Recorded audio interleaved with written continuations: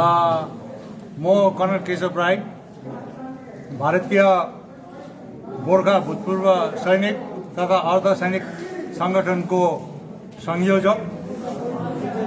आज 30 तारिक अगस्तको दिन भारतीय गोर्खा भूतपूर्व सैनिक तथा अर्धसैनिक संगठनको इन्डोर मिटिङ भित्री कोटे सभा भयो। यो पाइन ट्री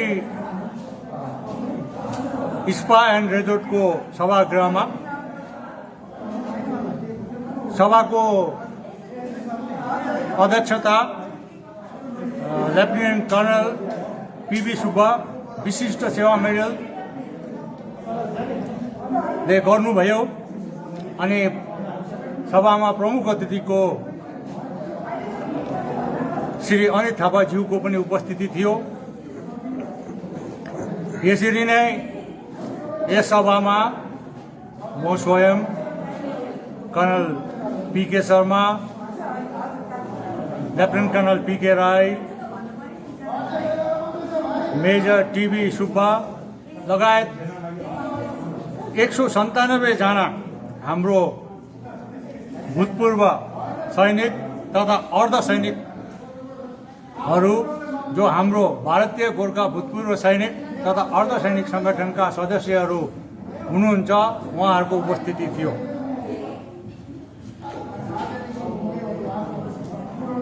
कोभिड महामारीको दोस्रो लहर चुनाव नसक्दा नै चरममा पुगेको थियो। त्यसैले चुनाव 2021 को पश्चात कुनै भेटघाट, विचार आदान प्रदान, समीक्षा इत्यादि भएको थिएन। अहिले पनि धेरै प्रतिबन्धहरू छ। हामी आफैहरू पनि 60+ भएकोले गर्दा धेरै जोगिएर हिँड्छौँ। तरै पनि केही छलफलहरू, केही औपचारिक घोषणाहरू आवश्यक भएको हुनाले कोभिड नियमावलीको सम्पूर्ण रूपले पालन गर्दै आज यो सानो सभा गरियो। यस सभामा धेरै सदस्यहरू उपस्थित हुन उत्सुक थिए। सायद कोभिडले घरबाट निस्किन नपाएर हो कि या हाम्रो बातहरू सुन्नको लागि, के हुँदैछ जानकारी लिनको लागि। तर यो सभागृहको मात्रमा हामीले हरेक जग्गाको प्रतिनिधिहरू मात्र बोलाएर यो सभा सम्पन्न गर्यौं। आज संगठनको सदस्यहरूलाई मैले गत 1 वर्षदेखि हाम्रो सांगठनिक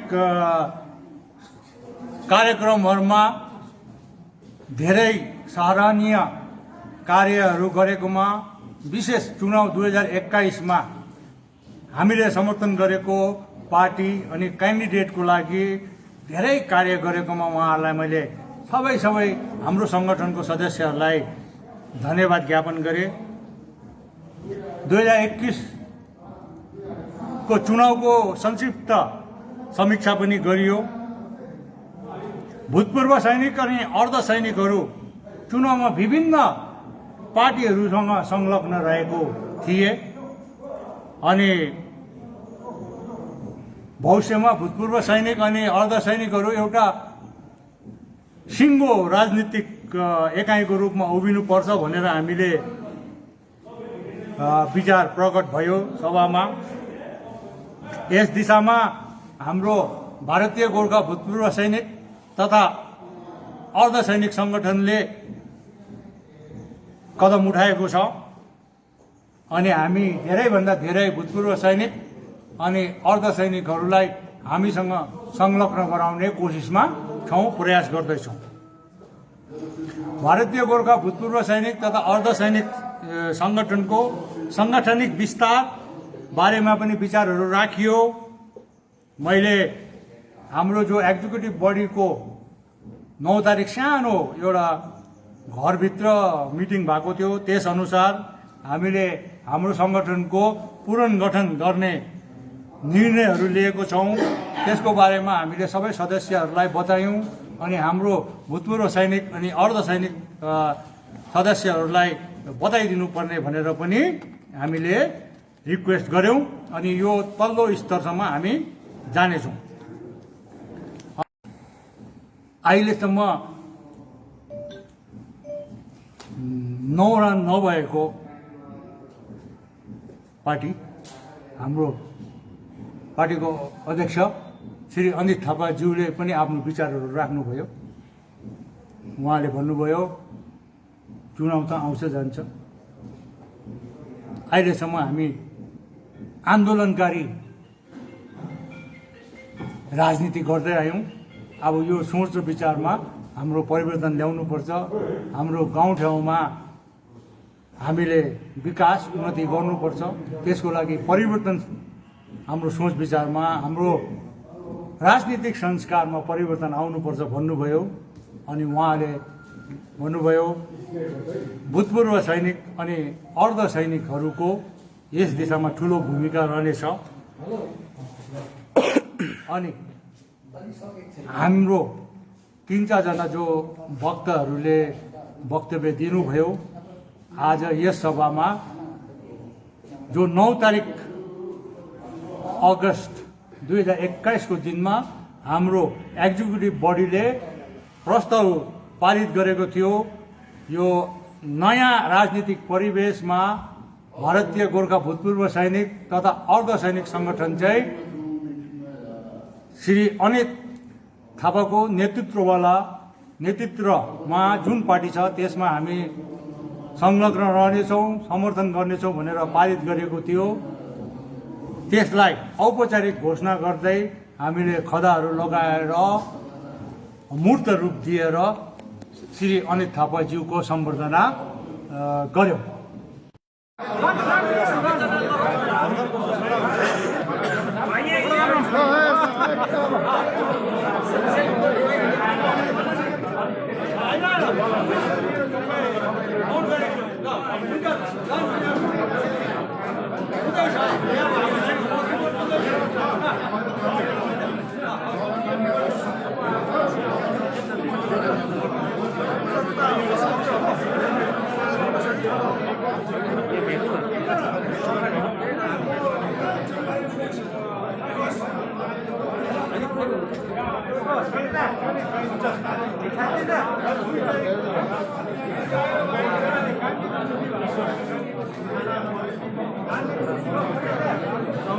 मेरो व्यक्तिगत विचार पहिला अनि हाम्रो भारतीय गोर्खा भूतपूर्व सैनिक तथा अर्ध सैनिक संगठनको विचार अनि हाम्रो पार्टीको विचार। मेरो व्यक्तिगत विचारमा पीपीएस भन्ने शब्द 2019 को बीजेपी को म्यानिफेस्टोमा पहिलाचोटि आयो। 2014 को बीजेपी को म्यानिफेस्टोमा चाहिँ गोर्खाहरूको अनि नर्थ बेङ्गालको व्यक्तिहरूको समुदायहरूको समस्या हामी समाधान गर्छौँ भन्ने आएको थियो। 2014 को म्यानिफेस्टोमा चाहिँ त्यो कुरो पातमा जोडिएको थियो, ओरिजिनल म्यानिफेस्टोमा थिएन। गोर्खा अनि उत्तर बङ्गालको अन्य जनसमुदायको समस्याहरूको राजनीतिक समाधान हामी गर्नेछौँ भनेको थियो। त्यो आएर 2019 मा पीपीएस शब्द बन्यो। जोले त्यो पीपीएस लेख्यो नि, के उसलाई थाहा थियो पीपीएस भनेको के हो? श्री राजु बिस हाम्रो एमपी साहबलाई पीपीएस भनेको के हो भन्दा हाम्रो गोर्खालीहरूको यो स्थायी समस्याको स्थायी समाधान हो भन्छन्। अस्ति हाम्रो खरसाङको विधायकज्यू श्री बीपी बजगाईज्यूले भन्नुभयो नर्थ बेङ्गालबाट नर्थ बेङ्गाल छुटेर स्टेट अलगै स्टेट बन्नु नै त पीपीएस हो, केही नै त गोर्खाल्यान्ड हो। अब पीपीएस शब्दको जबसम्म डेफिनेसन के हो, पीपीएस भनेको के हो, जबसम्म खुलासा हुँदैन तबसम्म पीपीएस पनि एउटा झाँसा मात्रै हो। त्रिपक्षीय वार्ता त्रिपक्षीय वार्तामा एउटै मेरो मनमा शङ्का छ। त्रिपक्षीय वार्ता भनेको मतलब तीनवटा पार्टीको बीचमा वार्ता हुन्छ। पहिलो पार्टी त भारत सरकार, दोस्रो पार्टी बङ्गाल सरकार, अन्त तेस्रो पार्टी चाहिँ को हो? तेस्रो पार्टी चाहिँ को हो? तेस्रो पार्टी श्री मन घिसिङज्यू हुनुहुन्छ, श्री विमल गुरुङज्यू हुनुहुन्छ, श्री अनित थापाज्यू हुनुहुन्छ, या अस्ति हाम्रो अनसनमा बस्ने भाइ शर्मा भाइ हुनुहुन्छ, या अस्ति त्यो त्रिपक्षीय वार्ता पहिला बोलाएको जस्तो जिटिएको प्रिन्सिपल सेक्रेटरीलाई पो बोलाएको थियो। अन्त तेस्रो पक्ष चाहिँ कुन हो? अब जबसम्म तेस्रो पक्षको खुलासा हुँदैन तबसम्म त्रिपक्षीय वार्ताको त कोही मतलब नै छैन। त्रिपक्षीय वार्ता पहिला पनि बोलाकै हो, भएन। अनि यो त्रिपक्षीय वार्ता अनि हाम्रो एसके शर्मा भाइको अनसन चाहिँ जेएनएलएफ, बिजेपी अनि उहाँहरूको संलग्न पार्टीहरूको एउटा नाटक। मेरो चाहिँ त्यो विचार छ। त्रिपक्षीय वार्तालाई महत्त्व दिनुहुन्न तपाईहरुले? त्रिपक्षीय वार्ता हुँदैन नै भाइ। तेस्रो पक्ष को हो त्यही हामीलाई थाहा छैन। त्रिपक्षीय वार्ता कसरी हुन्छ? तपाईले त्रिपक्षीय वार्ता हुँदैन भन्दै हुनुहुन्छ नि, कुन आधारमा भन्दै हुनुहुन्छ? किनकि गृहमन्त्रीले स्पष्ट भनिसकेको छ त्रिपक्षीय वार्ता हामी चाँडै नै बोलाउने छौँ र त्रिपक्षीय वार्ताको सेप्टेम्बर महिनाको पहिलो साता नै तयारी गरिँदैछ। कुनै पनि वार्ता जब हुन्छ तब म त अब 38 वर्ष नोकरी आर्मीमा गरेको, 8 वर्ष सिभिलमा गरेको, त्रिपक्षीय वार्तामा एउटा गहन मुद्दाको विश्लेषण हुनु छ, विचार विमर्श हुनु छ। अन्त त्यो राजनीतिक बयान मात्रै दिएर हुँदैन। अन्त अहिलेसम्म धेरै जग्गामा तेस्रो पार्टी चाहिँ को हो तेस्रो पक्षीय वार्तामा, त्रिपक्षीय वार्तामा भनेर प्रश्नहरू उठिरहेको छ, तर कसैले पनि त्यसको जवाब दिएको छैन। अनि त्रिपक्षीय वार्ता अस्ति पनि मलाई डेट याद भएन, लास्ट इयर पनि बोलाएकै हो। लास्ट इयर बोलाउँदाखेरि कन्फ्युजन थियो। स्टेट गभर्मेन्टलाई बोलायो, सेन्ट्रल गभर्मेन्टको रेप हुन्छ, त्यहाँदेखि विमल गुरुङ भाइको पार्टीलाई बोलायो। अन्त विमल गुरुङको भाइको पार्टीले भन्यो हामी जानुहुन्न, अनि स्टेट गभर्मेन्टले भन्यो हामी एटेन्ड गर्दैनौँ। किनभने जब त्रिपक्षीय वार्ता हुन्छ त्यसमा के चिज विवेचना हुन्छ, के चिजमा बातचित हुन्छ, त्यसको रूपरेखा अहिलेसम्म स्टेट गभर्मेन्टमा आएको छैन मेरो सूचनाको मुताबिक।